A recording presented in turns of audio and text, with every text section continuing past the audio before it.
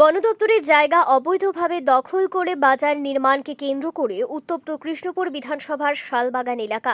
ঘটনা মঙ্গলবার। ঘটনা সামাল দিতে গিয়ে সাধারণ মানুষের মুখে নিজের ব্যর্থ পরিচালনার আর্তনাদ শুনে রীতিমতো লেজে গোবরে মন্ত্রী বিকাশ দেববর্মা। জানা যায়, মুঙ্গিয়াকামি থানাধীন কৃষ্ণপুর বিধানসভার জনজাতি অধ্যুষিত শালবাগান এলাকায় আসাম আগরতলা জাতীয় সড়কের পাশে নতুনভাবে বন দপ্তরের জায়গা অবৈধভাবে দখল করে দোকান গড়ে তোলার মধ্য দিয়ে নতুন একটি বাজার নির্মাণের খবর পৌঁছায় প্রশাসনের কাছে। এই খবর পেয়ে তেলিয়ামুড়া মহকুমা প্রশাসন সহ বন দপ্তর এবং পুলিশের একটি যৌথ দল জায়গা দখলকারী স্থানীয় লোকজনদের সঙ্গে কথা বলার জন্য যায়। যেহেতু আগামী কিছুদিনের মধ্যে আসাম আগরতলা জাতীয় সড়ক প্রশস্ত করার কাজ শুরু হবে, তাই এখন জাতীয় সড়কের পাশে জায়গা দখল করে নতুনভাবে বাজার না নির্মাণ করতে আবেদন করা হয় দখলকারী স্থানীয় লোকজনদের নিকট। এছাড়া প্রশাসনের পক্ষ থেকে এটাও আশ্বাস দেওয়া হয় যে প্রশাসনিক সহযোগিতায় আগামী দিনে তাদের ব্যবসা করার জন্য স্থান প্রদান করা হবে। অন্যদিকে এই ঘটনার খবর যায় কৃষ্ণপুর বিধানসভা কেন্দ্রের বিধায়ক তথা রাজ্যের মন্ত্রী বিকাশ দেববর্মার নিকট।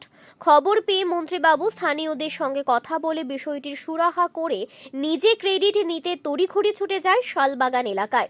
ঘটনাস্থলে মন্ত্রী উপস্থিত হতেই পরিস্থিতি ধীরে ধীরে উত্তপ্ত হয়ে ওঠে এবং মন্ত্রীর ওপর ক্ষোভে ফেটে পড়েন এলাকার জনজাতি অংশের মানুষজন। মন্ত্রীর সামনেই গণদেবতারা বঞ্চনার আর্তনাদ শুরু করে। মন্ত্রী বিকাশ দেববর্মার উপর ক্ষুব্ধ এলাকার মানুষজনেরা মন্ত্রীর সামনেই নিজেদের বঞ্চনার রাশি রাশি অভিযোগ তুলে ধরেন এবং মন্ত্রীর ব্যর্থ পরিচালনাও আঙুল দিয়ে দেখিয়ে দেয়। সাধারণ মানুষদের অভিযোগ, মন্ত্রী বাবুর নাকি ভাত দেওয়ার মুরদ নেই, আবার সাধারণ মানুষজনের পেটে লাথি মারতে চলে এসেছে।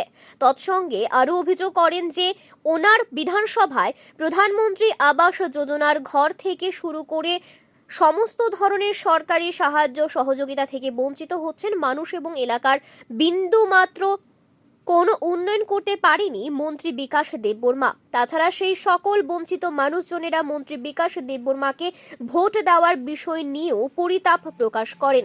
সব মিলিয়ে বলা চলে, গণদেবতার মুখে নিজ বিধানসভায় মন্ত্রী বিকাশ দেববর্মার ব্যর্থ পরিচালনার এই বৃত্তান্ত শুনে একেবারে লেজে গোবরে অবস্থা মন্ত্রী বাহাদুরের। অবশেষে লেজে গোবরে হয়ে শালবাগান এলাকা পরিত্যাগ করেন এই মুহূর্তে রাজ্যের সবথেকে বিতর্কিত মন্ত্রী Bikash Debbarma. Bureau report, Tripura news Bangla. আমরা সমস্যা আছে স্যার, আমরা বাচ্চার সব কিছু আছে, পড়ার লাগে হোস্টেলে আমরা বাচ্চারা টাকা পয়সা নাই, কেন সরল না কত দূরে দূরে 30 টাকা 40-50 টাকা লয় আমরা গাড়ি ভাড়া দিয়ে বাচ্চা পড়াতে যাওয়ার লাগে। তো গাড়ি ভাড়া যদি জায়গা তাহলে আমরা ফেট কিনা খাবো? আমরা তো ফেট আছে, হ্যাঁ আমরা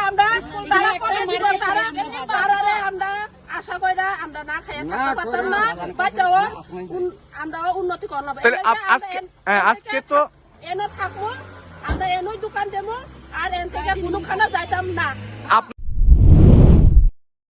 মনোরঞ্জন দেববর্মা আপনার নাম? হ্যাঁ, কেন ভোট পাই না? পূর্ব লক্ষ্মীপুর গাঁও সভাতে আমি বিকাশ দেববর্মাকে ভোট দিয়েছে, কেন ভোট পাই না? আমি আমার নাম মনোরঞ্জন দেববর্মা, পিতার নাম সুরেন্দ্র দেববর্মা, কেন পাই না? তোকে নাম্বার পাওয়া গেছে, ভোট পাওয়া যায় না ওখানে। আজকা দিব, কালকা দিব। হ্যাঁ, পরশের দুরানি খাইতে খাইতে আধা মরা হয়ে যায়, কেন পাতা দিছে আমারে? আজকে কি কারণে এখানে তারা? হ্যাঁ, আমরা দোকান করবো, ভাত করবো, পেটের দায়ে। এখন আপনারা কি কইছে আজকে? হ্যাঁ, ওই কি কই জানে না, আমরা দোকান করবো। কথা হচ্ছে বাজার লাগে, আমরা দোকান লাগে, বাজার লাগে, সব কিছু আমরা লাগে। কোন এলাকা? এরা পূর্ব লক্ষ্মীপুর গ্রাম সভা। আশ্বাস বলতে কি, এখানে আমাদের জনজাতি ভাইরা বিজনেস করতে চায়, বিজনেস করা তো ভালো কথা, কিন্তু এভাবে ইলিগাল ভাবে করা যায় না। যদি বিজনেস করতে হয় আমরাই করে দিব, ব্যবস্থা করে দিব। সিস্টেম আছে, সরকারি সিস্টেম আছে, সিস্টেম ছাড়া কোনো কিছু হবে না। এখানে জেএফএম কমিটি আছে, তাদের মাধ্যমে ফরেস্ট কমিটি আছে, অনেক কিছু আইন কানুন আছে, আইন কানুনের মাধ্যমে এটা করা হবে। এখন ন্যাশনাল হাইওয়ে হবে, এখন পার্মানেন্ট কনস্ট্রাকশন হলে আমার ন্যাশনাল হবে না, আমাদের উন্নয়ন লাগবে, দেশের উন্নয়ন লাগবে। তার জন্য এখানে যদি আমাদের এই ন্যাশনাল হাইওয়ে হওয়ার আগে যদি এইভাবে হয়, কেউ যদি তাদেরকে যুক্তি দিয়ে থাকে, এটা ভুল যুক্তি। আচ্ছা স্যার, আরেকটা বিষয়, এখানে তো আপনার সামনে দাঁড়িয়েই একজন অভিযোগ করলেন যে আপনারা সরকারি যে প্রধানমন্ত্রী আবাস যোজনার ঘরই এখন পর্যন্ত পৌঁছালো না, কিন্তু তারা মানে যে ইয়ে করবে, তো এই বিষয়টা নিয়ে কি বলবেন স্যার? প্রধানমন্ত্রী আবাস যোজনায় সবাই পেয়েছে, আমরা বলি নাই যে 100% এখনো হয়েছে। এখন স্যার আপনার সামনে দাঁড়িয়ে অভিযোগ করলো স্যার। 100% আমরা বলি নাই 100% পাইছে বলে, চলছে প্রসেস মানে চলছে। আপনারা কি মনে করছেন আপনার এলাকায় কিছু মানে এখন পর্যন্ত মানে রয়েছে, মানে যারা এখনো প্রধানমন্ত্রী আবাস যোজনার ঘর- 100% হয়েছে বলে থাকতেই পারে, এটা থাকতে পারে, প্রসেস অনগোয়িং প্রসেস, একটার পর একটা থাকবে, এটা প্রসেস তো সরকারের প্রসেস থাকবেই।